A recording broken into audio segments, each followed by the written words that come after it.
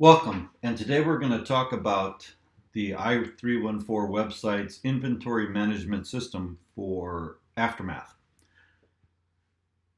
As a game master, go to the site i314, click on the link, log in to your account. If you don't have an account, create an account. I have an account for testing, so there's my testing account.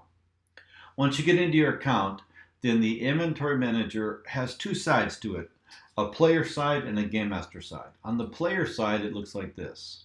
It has the characters and their inventories and anything else we want to display for them. On the game master side, it has the controls for all of these things.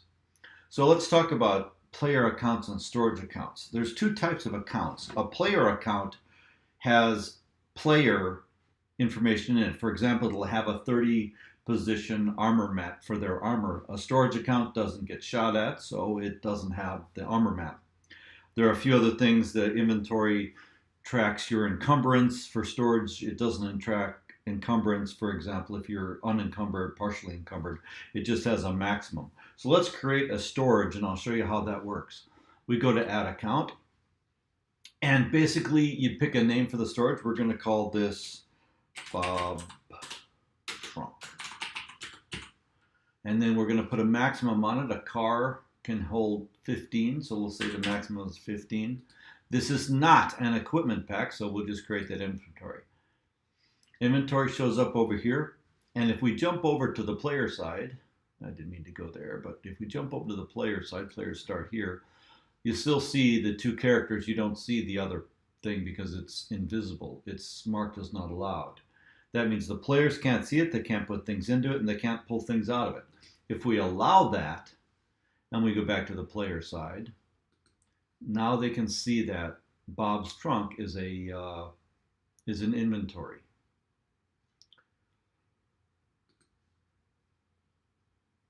Let's go ahead and delete Bob's trunk. We decided we didn't want to use that.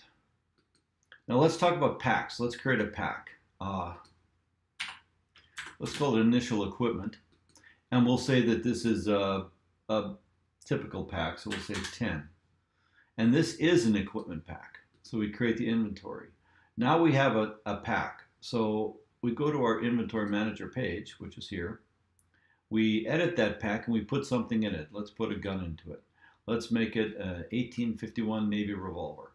We've put that in the pack. Now, let's go back and see if the players can see it. Players can't see it because the pack is currently marked as not allowed. So we go back to the master side, we allow it, and we go back to the player side to see what they can see. Players can now see the pack, but they have two things. They can either view the account, which is the normal account editing function, or they can take it. If they take it, unlike normal, if you go into Dinah's inventory and you swap this 22 millimeter rifle grenade with Ian, it disappears out of her account and goes over to Ian's account. There it is. The reason we do that is because we don't want the players simply replicating their data across the thing. You can't have a player pick up a grenade and next thing he hands one to everybody. Now they have 10 grenades. So this allows you to control that. The only exception is the Game Master does have some abilities to replicate some stuff. If you look at an account and you're logged in as the Game Master, you'll see a few places you can do things that are a little bit weird, which allows you to replicate equipment if you need to. But basically, under and only out of equipment packs, if you look over here, you'll see it has the Give button. That Give, if you hit that Give button and send it to somebody like Ian, what that will do is it'll give him this item but will not remove it from the inventory. That way you can have, let's say I have a loot box, and the loot box contains 6 rifles. Well, rather than putting 6 rifles in there, you just put one and give it 6 times. It makes it a little bit quicker. Okay. But the initial equipment box is a pack. You see it says pack right there. A pack is different because you can, as a player, let's go to the player side. As a player, you can take this pack. And when you take this pack, let's have Ian take this pack. Okay, now Ian has taken this pack. This pack still exists and it still has the one gun in it because it is a replicatable pack. It can be replicated across multiple items. That gives the DM the ability to give everybody an initial equipment pack, make it appear on their inventory page, and then they just click it, click it, click it. They can have as many as they want.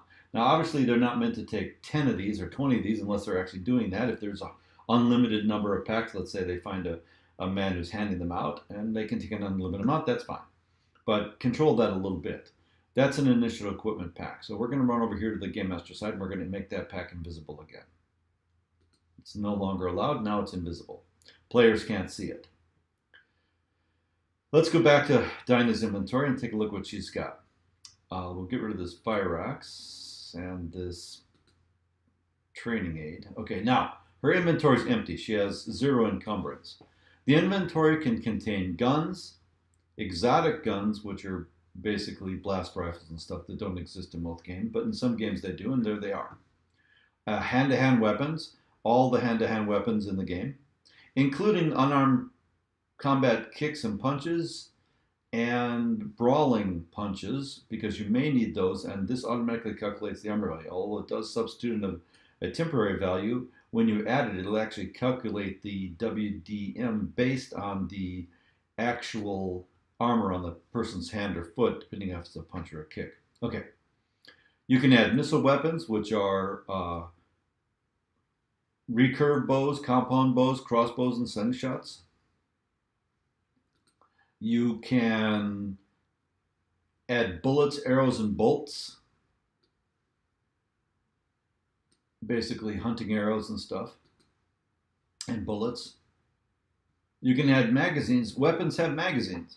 Not all weapons do. Although, for example, Allen's number 41 is a break one weapon.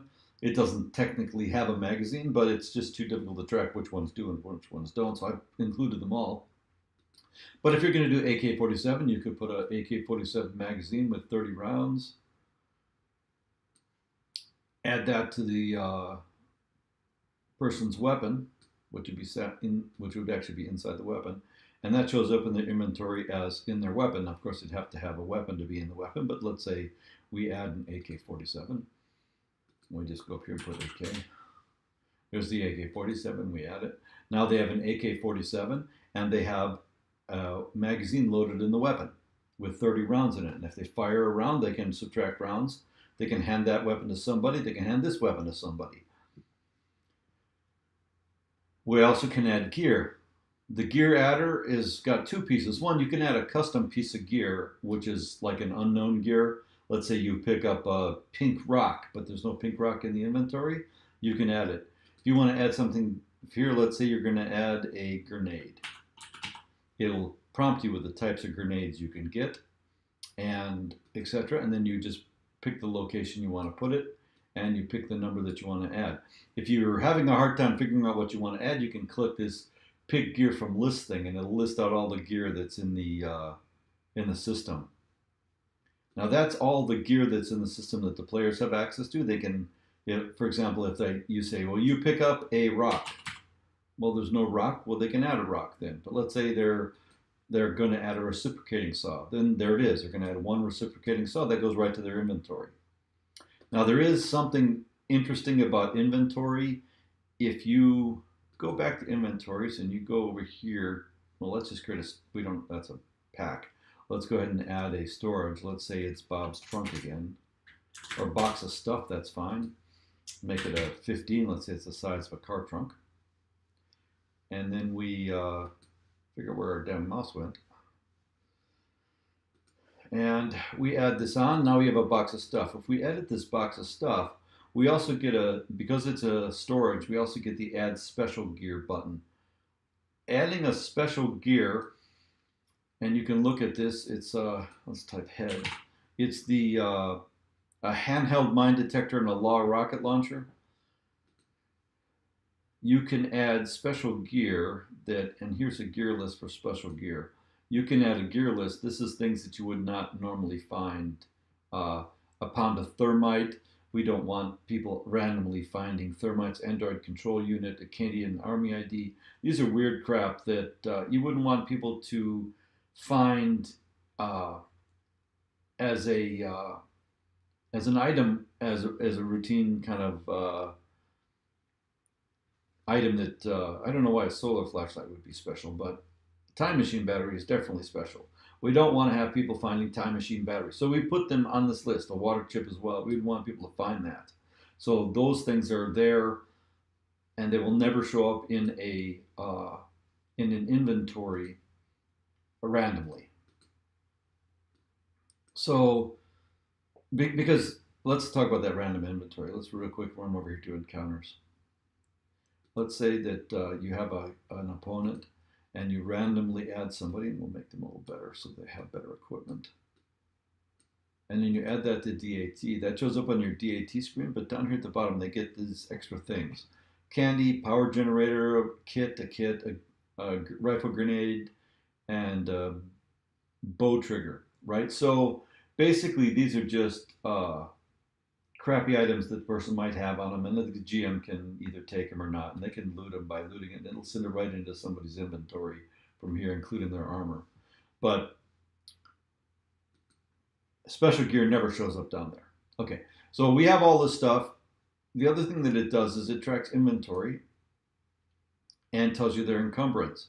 And on your DAT screen, it will actually tell you if we add that player, that's Dinah. So let's add Dinah to the DAT screen. It'll tell you if they're encumbered or not. And if they are encumbered, it will modify all of their values so that they don't have, their base action values. Let's say they're partially encumbered, it's minus 25%, minus 25%. It'll calculate all that for you. Okay, and then each item that you've added to somebody has the ability to be used in combat. So you can actually use that when you're in combat. You can hand things from, let's say we add a gun to this. Let's add this 1858 Army revolver. You can hand this to a character, or you can swap it to a character. Characters can access their own inventory by player start here. There's Dana. She has her access to her inventory. She can't give things because she doesn't allow that, but she can. If she had armor, you can add kits as well. There's kits of things you can add. Let's say clothing, armor, right? I'm currently using a Royal Canadian Mounted Police uniform kit. You can add that, and it puts that kit on the player. It's character. You can then, there's two armor sets you can have. You can have different armor on that one. Let's say she has a Canadian Army uniform as well. There's your Canadian Army uniform. There's your Royal Canadian Mounted Royal RMCP, that's backwards actually. Okay, so you can actually go ahead and add that stuff in here. So it does work really well. You can add kits as well. That's part of the gear thing. You can add kits in here. You can pick gear from the list. Let's say you want to add a chemistry kit. There you go. Now they've got a chemistry kit. In addition to that, storages also have the ability to, here's a storage. Storages have the ability to have crafting supplies. So let's say you have crafting supplies. You pick a craft. Let's say you're going to do bower. You're going to make bows. And then you can say you have 50 units of crafting supplies, and it'll store that. Now, where that's important is 50 units of wood and string and twine and all that good stuff has weight. Well, now you can see right here that this 50 units of bow stuff in the back of this card or in this box of stuff is just way too big. It's much too big. It doesn't fit in there. And one of the things I found people would do is they would start throwing things into their car trunk. The players would have their characters throw things in the car trunk, and soon enough that car trunk would be a bag of holding, and it would have a million things in it. Now that doesn't work anymore. And if we go back to the inventory page, it's going to flag that as overweight. And obviously something that's overweight simply isn't going to be able to move. It's got stuff sticking out of every hole, and it's just not going to work. So crafting supplies, you can just delete those crafting supplies. But if you have a reasonable amount of crafting supplies stored in a location, let's say you're a carpenter and you have 10 carpentry items, then those 10 items fit in that car, and then they can be used for crafting. So if you're going to use the crafting setting up here to craft armor, weapons, guns, whatever, then you can do that. And scrap basically is, you can find scrap, which is basically crafting supplies. You'd go out and put in your BCS, and it calculates the time it takes to do those crafting supplies. So this is completely integrated. Each of the characters is allowed to add things to things that they have access to. You create storage locations, and then it allows you to track where things are going and what they're doing.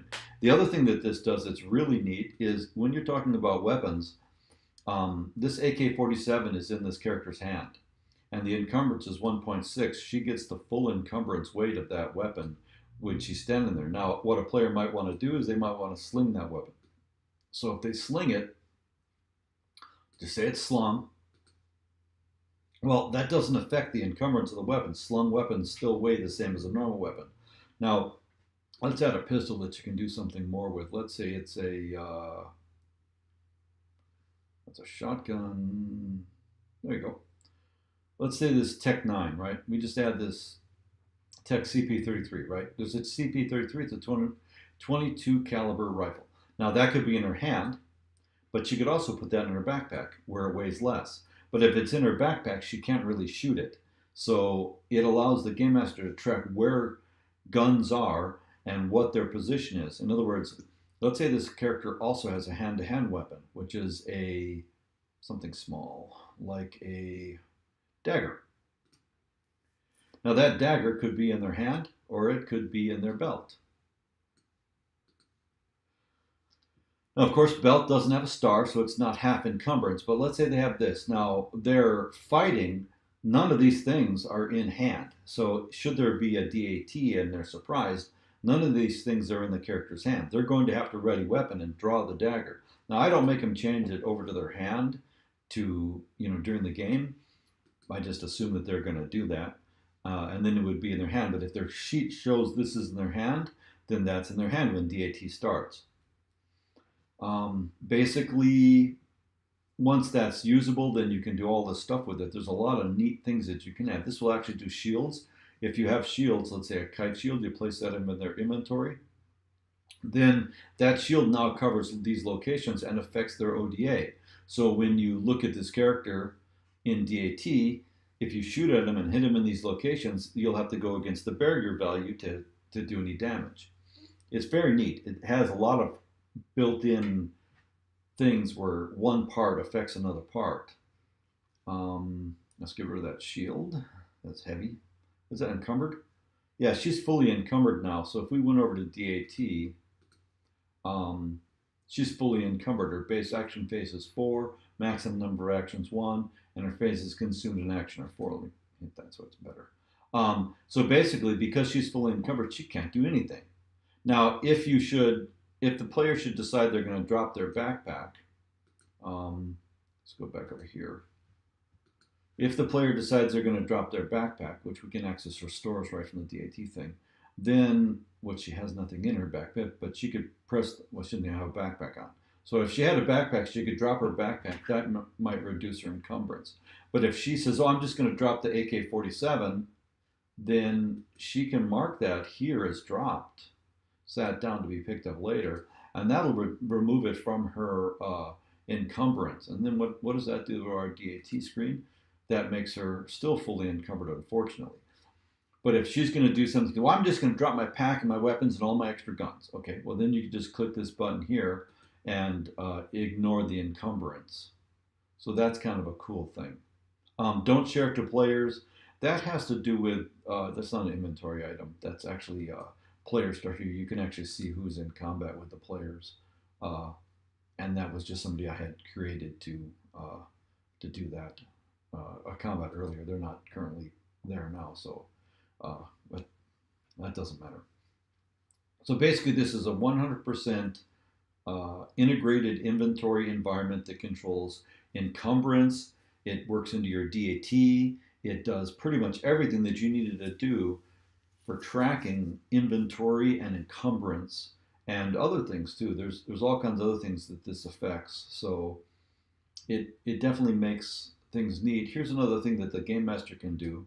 Parties, guns, and weapons. So it lists who has what guns, and then also it talks about the available bullets. Because oftentimes we need to know who has what bullets. Ian has sets of bullets. Obviously, if we go back to that screen, Dana has the AK-47, but Ian's got the bullets, so that's not really a good thing.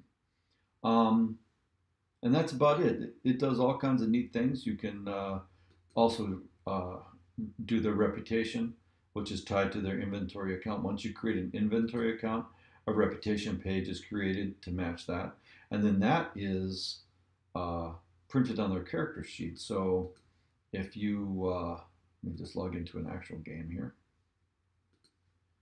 This is a real game that we're actually playing. If you do that and then you go to your list existing characters, and you look at Sonya, she has her skills, and her WDA, weapon defensibility, and then her reputation is down here at the bottom. So everything is completely integrated. The character sheet is affected by things that are inside this. It's a nice way to run the game. Well, if you have any questions or any comments, please let me know. Thanks a lot.